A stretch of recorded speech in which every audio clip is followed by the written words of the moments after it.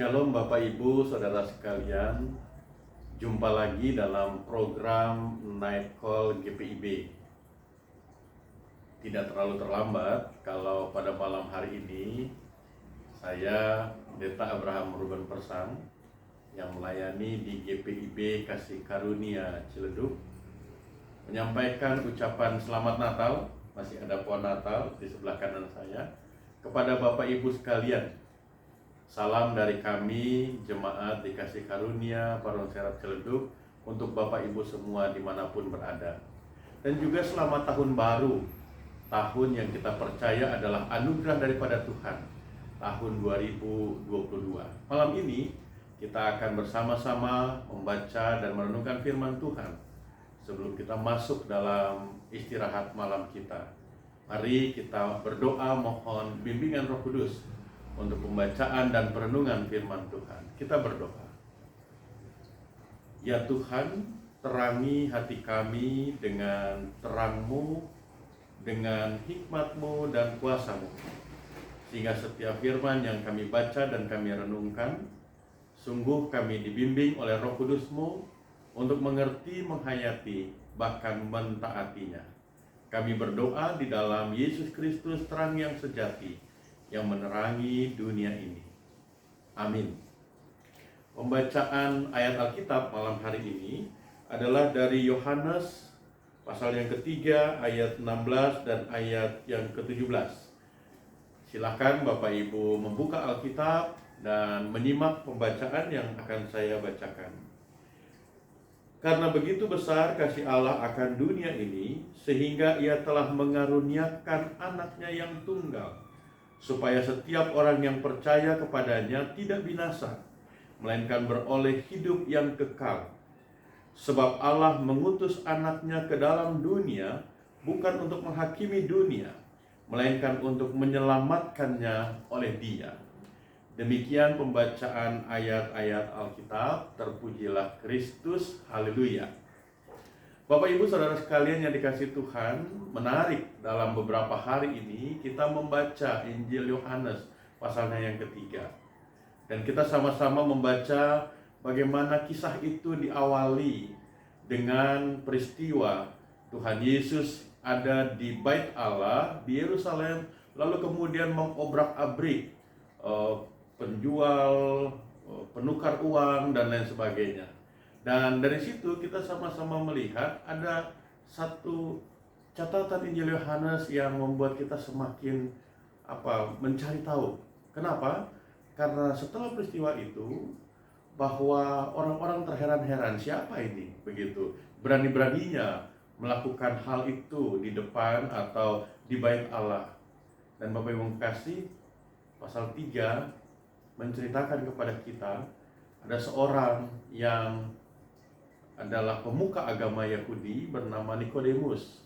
Bapak Ibu sudah membaca renungan dalam SBU, bahkan dituntun oleh beberapa rekan pelayan firman yang menyampaikan renungan dalam morning call dan night call. Malam hari ini saya melanjutkan pembacaan pada ayat 16 dan 17. Sebelumnya Tuhan Yesus sudah menjelaskan kepada Nikodemus tentang siapa dirinya dan apa misinya. Karena saat itu banyak orang merindukan kedatangan Mesias. Nah, dalam percakapan malam itu Tuhan Yesus dengan Nikodemus, Tuhan Yesus menjelaskan bahwa apa yang Ia lakukan adalah penggenapan janji Allah memberikan keselamatan bagi semua ciptaan manusia dan seluruh ciptaan Allah. Dan keselamatan itu harus dilalui dengan sebuah peristiwa pengorbanan. Dan pengorbanan itu bukan pengorbanan yang sederhana dan murah, tapi pengorbanan yang besar. Ayat 16 katakan, karena begitu besar kasih karunia Allah. Penggenapan itu diawali kalau kita sama-sama mengingat peristiwa Natal. Bapak Ibu, Natal tidak akan punya makna apa-apa tanpa peristiwa Paskah. Peristiwa Paskah tidak akan terjadi kalau tidak ada peristiwa Natal. Itu merupakan satu rangkaian yang besar. Dan itu dilakukan atau didasari oleh kasih Allah yang besar. Bagaimana mungkin kalau Bapak Ibu dalam hidup sehari-hari kita sudah banyak disakiti dan kemudian kita sendiri yang harus menebus, membela orang yang menyakiti kita. Tapi itulah yang dikatakan oleh Tuhan Yesus kepada Nikodemus dan kepada kita malam hari ini. Nikodemus dibukakan tentang penggenapan janji keselamatan Allah. Adalah anugerah, bukan usaha manusia. Sama seperti malam hari ini ketika kita kembali membaca ayat ini, kita sama-sama mengingat bahwa peristiwa Natal itu menjadi menggema dalam hidup kita. Karena apa? Karena disitulah penggenapan janji Allah itu dimulai dan dipastikan. Karena kasih-Nya yang besar, Tuhan menempuh semua proses itu. Untuk siapa? Untuk seluruh ciptaan, termasuk saya dan Bapak Ibu sekalian. Nah, kasih yang besar itu bukan sekedar sebuah peristiwa sensasi, fenomenal, tetapi lebih kepada bagaimana Allah menghendaki seluruh ciptanya boleh selamat. Dan karena itu di sana dikatakan bahwa apa yang bisa kita lakukan sebagai ciptaan, kata kuncinya adalah percaya. Percaya bukan karena kita mampu, kita hebat, tapi tahu bahwa yang berkorban buat kita adalah Allah sendiri. Nah, kalau kita sudah percaya, ayat yang ke-17 katakan, Tuhan katakan bahwa Allah mengutus anaknya bukan untuk menghakimi dunia, melainkan untuk menyelamatkannya oleh Dia. Bapak Ibu kekasih, ada kasih Allah yang besar dan ada misi Allah dengan kasih Allah yang besar itu. Apa? Yaitu menyelamatkan seluruh ciptaan Allah. Pertanyaannya buat kita pada malam hari ini, di mana peran dan partisipasi kita? Atau apa yang bisa kita lakukan sebagai orang percaya? Ada orang bilang begini, kenapa sih GPIB bikin yang namanya atau membuat di dalam tata ibadahnya itu penyalaan lilin itu di pengutusan? Sebagian gereja atau sebagian acara-acara Natal itu di tengah-tengah, bahkan sebelum khotbah. Bapak Ibu kekasih, penempatan penyalaan lilin sebelum pengutusan sebenarnya salah satunya adalah juga mengambil pesan dari yang kita baca pada malam hari ini. Bahwa ketika sebagai kita orang percaya menerima karya Allah, mengamini, mengimaninya, maka kita diutus. Kita diutus bukan karena kita hebat, tapi karena kita mengalami kasih Allah yang besar.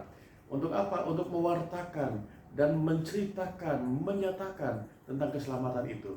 Sehingga peristiwa Natal itu bukan sekedar sebuah seremoni, bukan sekedar sebuah acara yang romantis dan lain sebagainya, tidak. Lilin yang kita nyalakan dan ditempatkan pada pengutusan itu mempunyai pesan yang kuat. Kalau saya, Bapak Ibu Saudara sekalian, adalah orang-orang yang berbahagia, yang menerima keselamatan dari Allah, maka pada saat yang sama dan seterusnya ke depan, kita diminta oleh Tuhan untuk meneruskan karya keselamatan itu dengan memberitakannya. Dan yang kedua, ada orang bilang begini, Pak Pendeta, Natal katanya harus dirayakan setiap hari ya. Sebenarnya bukan Natalnya, tapi sebenarnya adalah bagaimana kehadiran, bagaimana kita menghayati keselamatan dan kehadiran Allah lewat karya keselamatan itu, itulah yang kita bawa dalam kehidupan kita sehari-hari. Ada satu tokoh dalam peristiwa Natal, yaitu para Majus.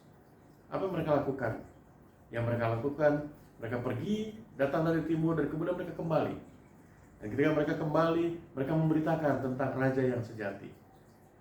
Bapak Ibu, dalam perjalanan di Bethlehem, tour leader mengatakan begini, salah satu gereja yang tidak dihancurkan pada masa pendudukan dari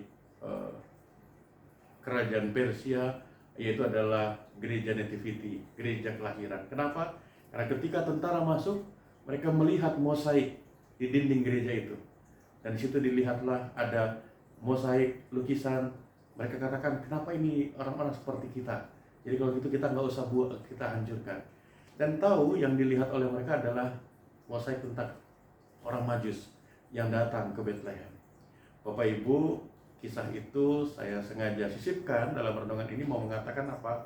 Bahwa ketika kita memberitakan, menyatakan, Bapak Ibu tidak harus Bapak Ibu berpikir bahwa saya harus ke sekolah teologi, saya harus jadi pendeta, saya harus jadi penginjil. No.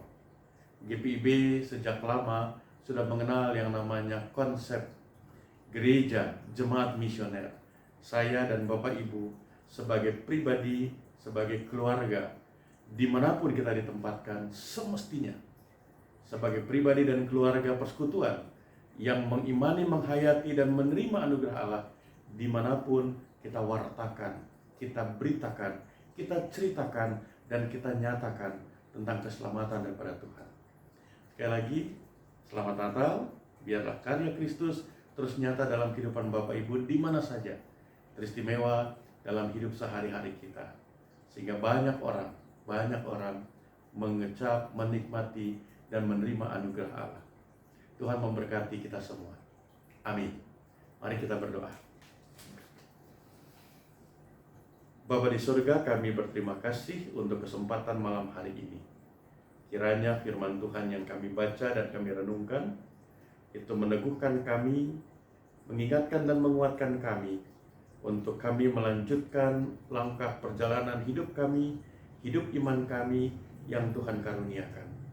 Kalau malam hari ini kami akan beristirahat, kami percaya tangan Tuhan yang penuh kasih melindungi, menjaga kami semua dimanapun kami berada. Dan sesaat sebelum kami berada dalam pembaringan kami, Tuhan, kami mau bersyukur untuk hidup kami di hari ini. Kami percaya hanya karena kasih dan kemurahan Tuhan kami boleh menjalaninya. Dan kami juga mau berdoa Tuhan untuk hidup kami di tengah kehidupan masyarakat, di tengah kehidupan bangsa, di tengah kehidupan gereja. Bapa di surga, Engkau yang memelihara kami, mengasihi dan memberkati. Karena itu Engkau memberkati setiap kami, khususnya kami, warga jemaat GPIB yang tersebar di 26 provinsi wilayah Indonesia, baik dari kota-kota besar sampai di pedalaman. Tuhan, Engkau melawat, menjaga, memelihara kami.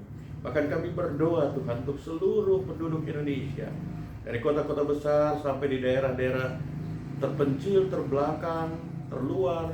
Tuhan, Engkau memelihara kami. Kami juga berdoa Tuhan untuk gereja-Mu. Biarlah gereja Tuhan boleh terus menjadi alat dan terang Tuhan di dalam tangan kasih dan kuasa Tuhan. Kami juga tetap berdoa untuk para pemimpin kami, untuk Bapak Presiden Joko Widodo dengan Bapak Wakil Presiden dan jajaran Menteri, Panglima TNI dan Kapolri, aparat dan seluruh yang ada di pemerintahan. Tuhan memberkati. Khususnya juga ketika saat-saat ini kami masih terus mewaspadai dan mengupayakan yang terbaik untuk menghentikan penyebaran COVID-19 varian Omikron. Upaya-upaya yang dilakukan biarlah terus boleh kami lakukan bersama demi kebaikan bersama. Terima kasih ya Tuhan. Kami bersyukur untuk anugerah keselamatan. Kami bersyukur untuk hidup kami yang Tuhan pelihara. Kami bersyukur untuk semua kebaikan Tuhan. Tuhan mendengar, menyambut doa kami.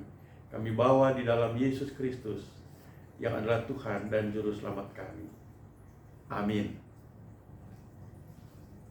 Terima kasih Bapak Ibu sekalian. Sampai jumpa di program Morning Call dan Night Call berikutnya. Tuhan memberkati kita semua. Salam.